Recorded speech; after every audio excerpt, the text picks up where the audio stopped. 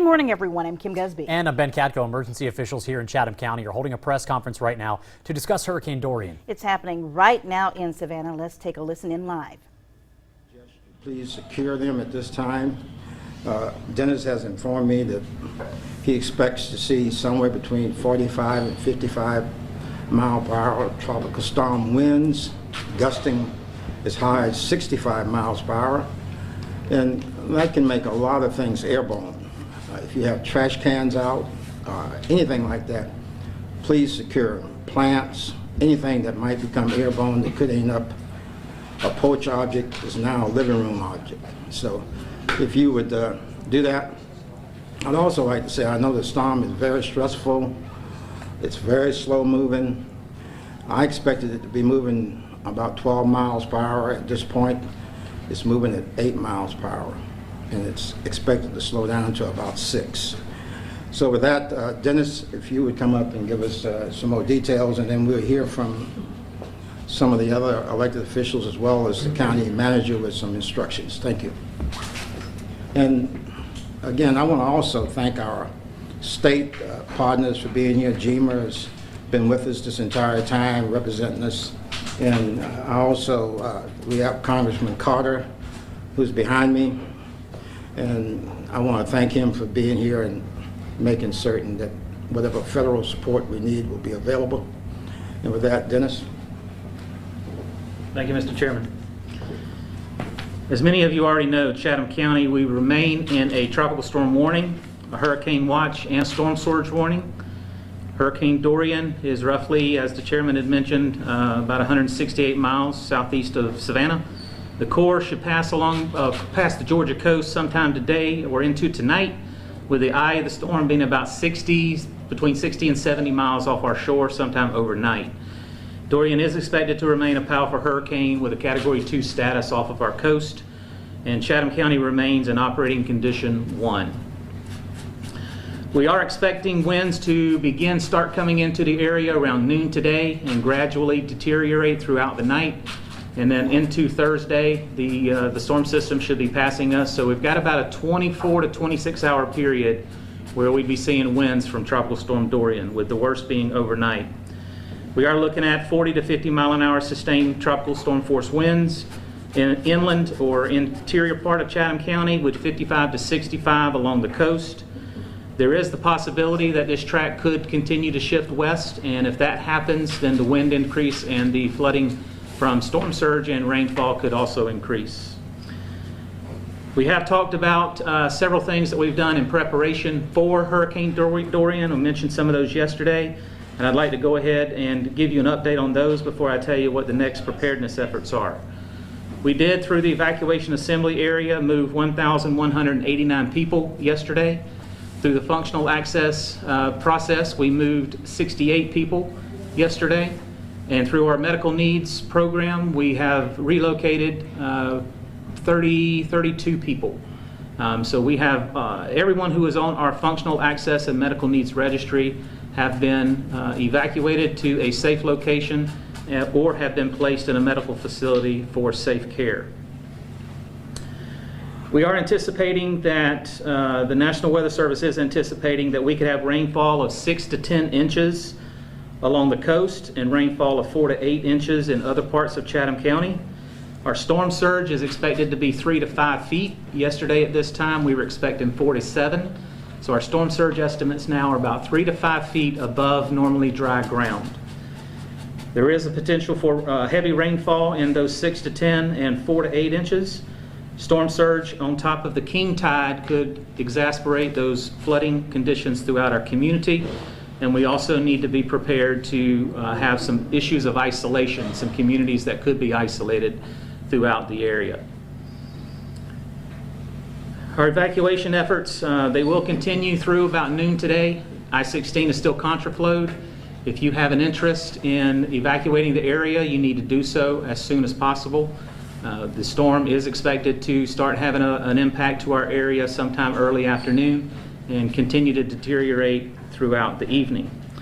Water and sewer, we have confirmed that no municipality is scheduled to turn off water at this time.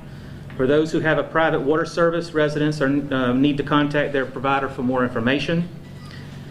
While the storm's impact has yet to be determined during the evacuation process, there are American Red Cross shelters that are open throughout the state. If you have an interest in identifying where those Red Cross shelters are, you can call 1-800-RED-CROSS, 1-800-RED-CROSS. The airport is open, but they do expect flight cancellations through Friday morning, and they are encouraging you to check with your airline for the status of your flight. Do not call the airport, call your airline directly. Customers customers who wish to return a rental car may utilize the drop boxes located at the rental car companies. The emergency departments at St. Joe's Candler and Memorial, they will remain open. Chatham Emergency Services has also arranged with Chatham County Marine Patrol and also the Coast Guard to transport any patients that may be on a barrier island that is isolated. They have already coordinated with Marine Patrol and the Coast Guard in order to make sure that those people can get off an island and get to a medical attention. A dedicated paramedic is also assigned to Skidaway Island, and a paramedic ambulance crew is dedicated to the Chatham County Detention Center. All animal issues that we are aware of, animal care issues we are aware of have been handled. For stray or unattended animals and pet emergencies during the storm, the West Bryan Street Animal Care Center will be open 24/7. Chatham County offices are closed through Thursday. The courts are closed through the end of the week. They will reopen on Monday. City of Savannah offices are closed through Thursday. Savannah-Chatham County Public School System is closed through Friday. Just had a note here. CEMA, looks like that I-16, the removal of contraflow is going to start at noon today on I-16, and the Talmadge Bridge will remain closed. So Chatham Area Transit is suspending operations until further notice. I mentioned the Talmadge Bridge will remain closed. The other bridges throughout the community, that is going to be dependent on what law enforcement sees when the winds start arriving. So the law enforcement officers in our municipalities and the unincorporated area, they have the authority to close a bridge if it's unsafe. So they'll be making those determinations bridge by bridge. And I also mentioned that we remain at operating condition 1. All right, we have several people who would like to offer a few comments about their municipality or their entity. So at first, I'd like to bring up Garden City Mayor Bethune. Thank you, Dennis. I'd just like to let our residents know in Garden City, City Hall continues to be closed today and tomorrow. However, we have staff manning the switchboards each of those days between 8 and 5 for questions and concerns about the storm only. So our switchboard continues to be open today and tomorrow between 8 and 5. Thank you, Dennis. Thank you, sir. Mayor Tybee Island, Jason Vilterman. Thanks, Dennis. Just want to emphasize that obviously Tybee is the most vulnerable part of the county to storm surge and wind. And if this storm wobbles a little bit west, we could be in for a situation that's probably analogous to what happened with Hurricane Matthew. And we are urging people to leave. The window of opportunity to leave Tybee is rapidly closing. The Weather Service, is anticipating that Highway 80 will be covered with water today at the high tide cycle. High tide will be at 1 p.m. today. So we're urging people to leave the island today and don't get caught in a situation where you find yourself having to leave the island as that tide goes back down with tropical storm force winds. That's not safe. So we're again urging people to leave the island at this time. Thank you very much. Thank you, Dennis. City of Savannah Mayor, Mr. Loach. I want to take a minute to thank all those folks that helped us make the transition for those people that went to Augusta and to other emergency centers.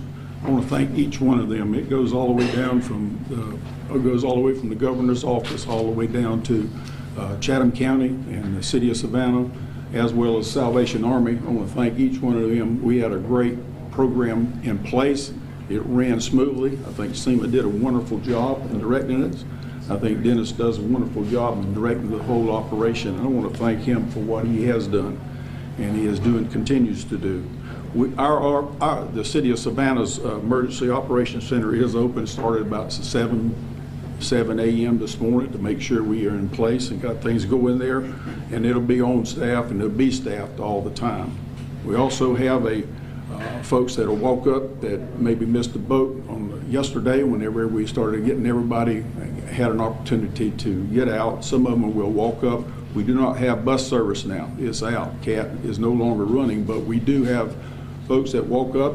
If you walk up to the Civic Center, you will not be turned away from the Civic Center. You have a place of last resort. It'll be there whether, whether we are in there, we'll have meals there, we'll have things that we need to do for you there, we'll be able to take care of you there. So if you have that issue, or if you coming up and you don't know what to do, go there and we'll take care of you through this next 24 hours, 48 hours as we get through this service. I want to thank the police department.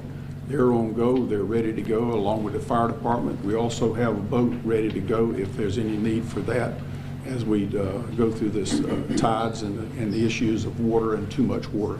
I do want to emphasize that if there's an opportunity for you to get out and you want to get out, please take that opportunity, because we don't know what this storm's going to do, and we do know what Matthew was, and this is acting just like Matthew. So just be careful out there. If you're not leaving, just hunker down and hold on, and we'll come and check you out when you get back, when we get through this system. But at 1 o'clock today and 1 o'clock tonight is critical times, because that's when the water's the highest. Thank y'all. Thank you, Mr. Mayor. Mayor Thunderbolt, Ms. Pat Cody. Thank you, Dennis. I just have one announcement to make. Our police chief, Sean Clayton, wanted me to advise everybody and make this announcement that when or if the winds become sustainable at 39 miles an hour, the Memorial or Thunderbolt Bridge will be closed until further notice. Thank you. Thank you, Madam Mayor. Sheriff John Wiltshire. Thank you, Dennis.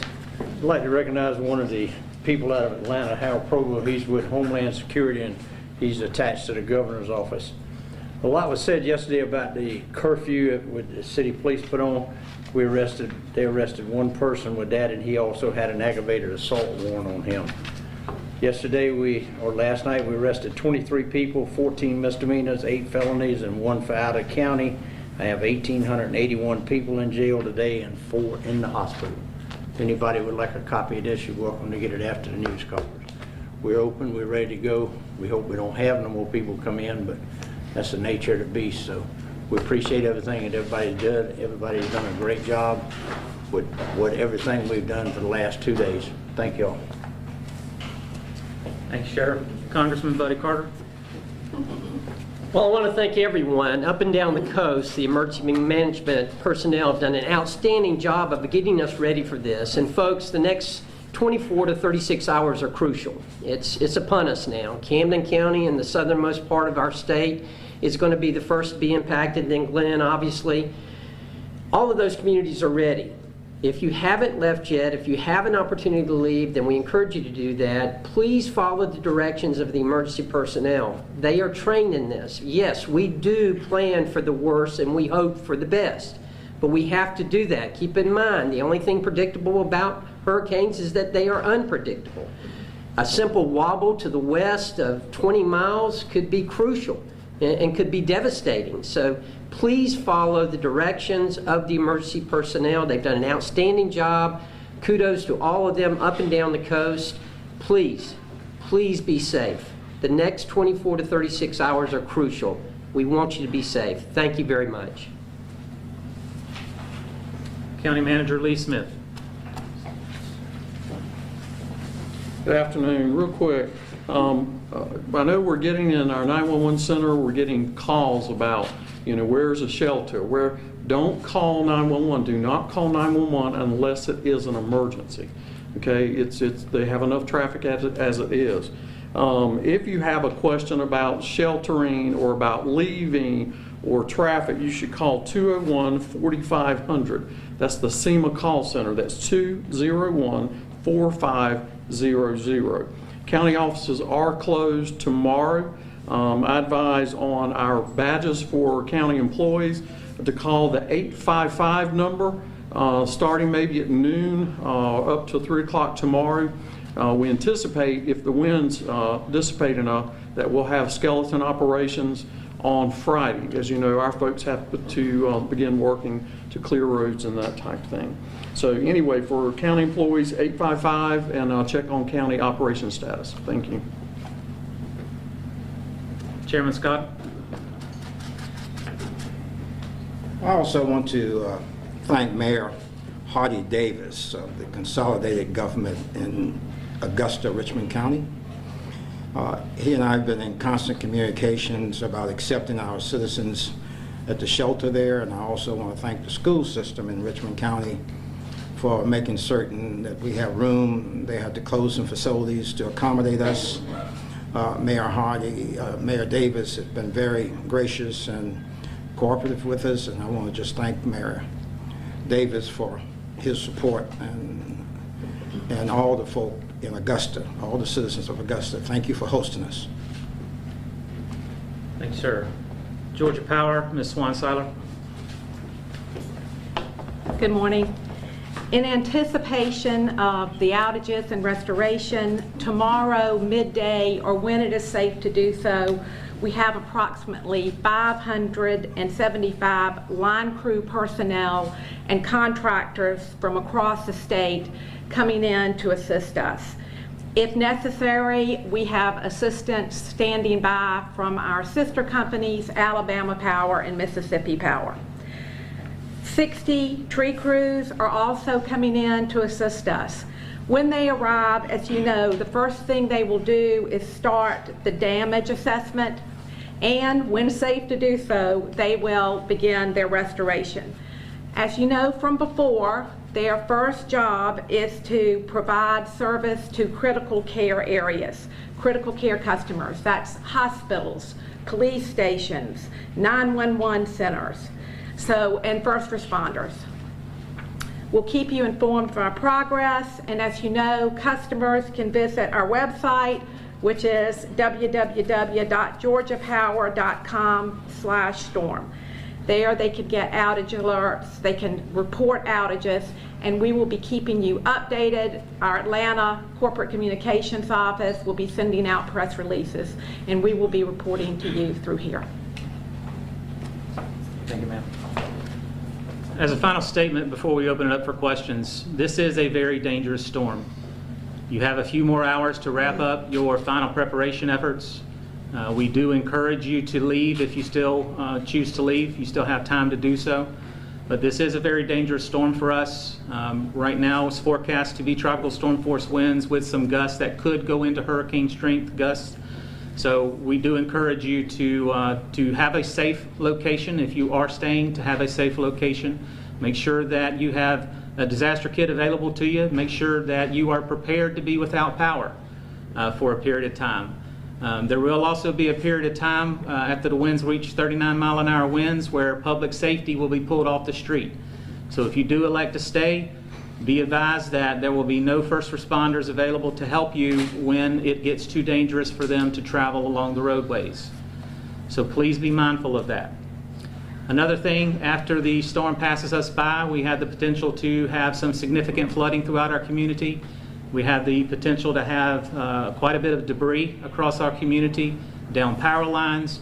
Again, it'll be a very dangerous situation. We encourage everybody to stay in their homes, those who do stay, and make sure that you don't travel around the county. It will be very dangerous, not only for the conditions that you can see, but there's potentially things that you can't see that may be underneath the water, or you may see a power line that you think is de-energized and it has energy on it. It's also something that is very important that we take into account your safety as well as the safety of the public safety officials. So again, you have a few more hours to evacuate if you choose to do so.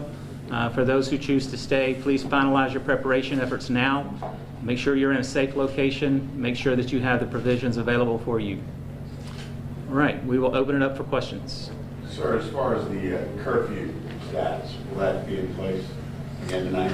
The city of Savannah still has a curfew in place, and the town of Thunderbolt has a curfew in place. Both curfews start at 9 a.m. and continue to 6 a.m. in the morning. 9 p.m. What did I say?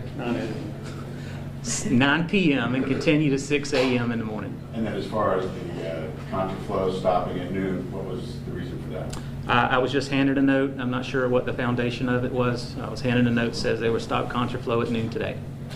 Seems like a good sign. Dennis, can you elaborate on the Civic Center and what? Pardon? Can you elaborate on the Civic Center and the sheltering that's going on there? Who can go? I'll let Much Mayor room Deloach is there? answer that. She's asking about the Civic Center as a shelter. What was the question? What's going on there? How much room do you have? Who's welcome to come there? Anyone needs that assistance can come there. But we basically got a skeleton crew there to make sure that anybody that comes there is safe. We got police and all that to take care of them. But the idea is there's always going to be somebody that needs a place to go, and we want to make sure we take care of the least of these, whoever it might be. So we're just going to have that available with some meals there. It's not the Hilton, but it's great whenever you don't have somewhere else to go. How many people do you have room for there? I got 10,000 seat facility, so we got plenty of room. But seriously, we're anticipating, we're not anticipating very many people. We might, 10, 20, 30, might be 40, but whatever the case may be, we'll take whoever comes and we'll be able to work. We can take care of any number that comes. Do you have any there already? I have no idea at this time.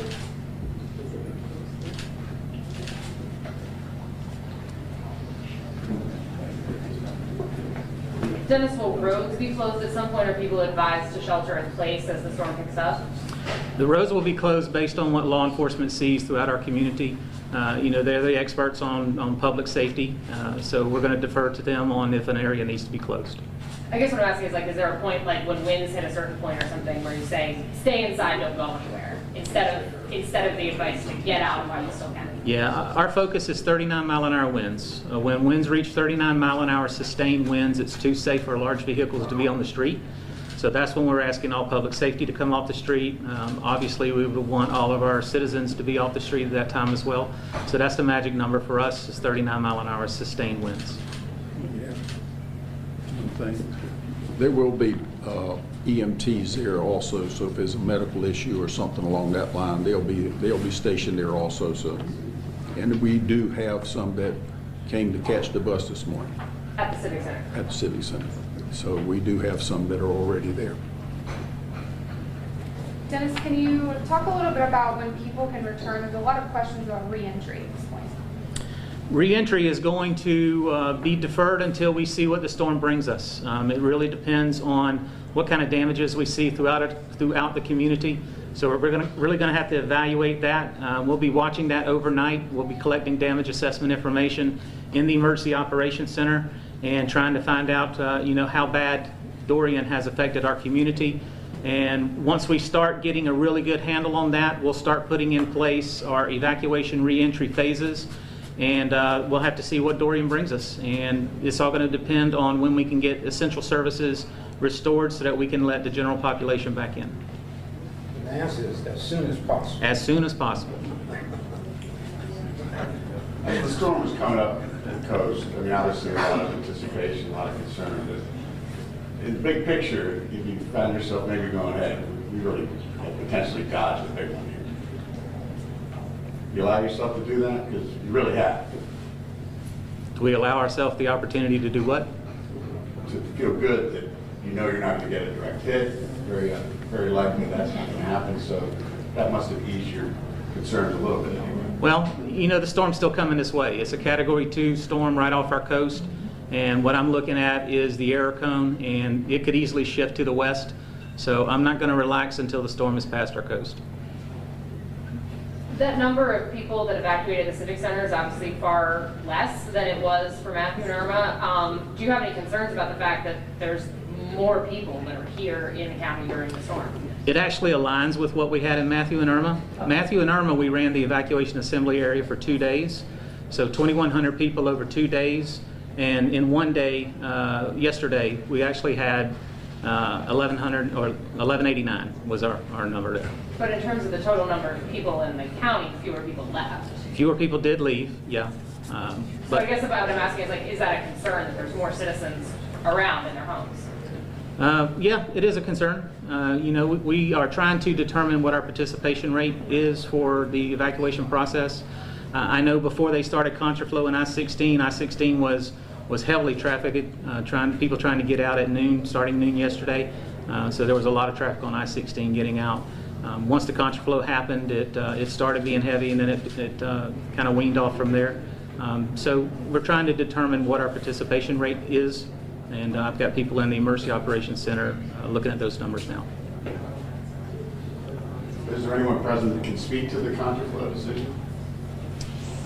There's no one from the DOT here, no. Jason, do you know if US 80 is going to be shut down, and about what time that would happen if it does? So the question was if 80 will be shut down. It is anticipated based on forecasts that it will be covered with water, and in that case, Chatham Police Chief Hadley and his team are doing a great job to make sure that they monitor that and advise us if it is shut down. So what would shut it down would be water during the time of high tides, in all likelihood today around 1 o'clock, and then this Thursday morning around 1:30 a.m. Maybe 2 hours before or 2 hours after. But you know, then you have the situation of if water touches the bottom of the Bull River Bridge, the DOT's protocol is to shut it down until it can be inspected. So we have that issue as well, and we're trying to get on the top of the list for those inspections. We have time for one more question.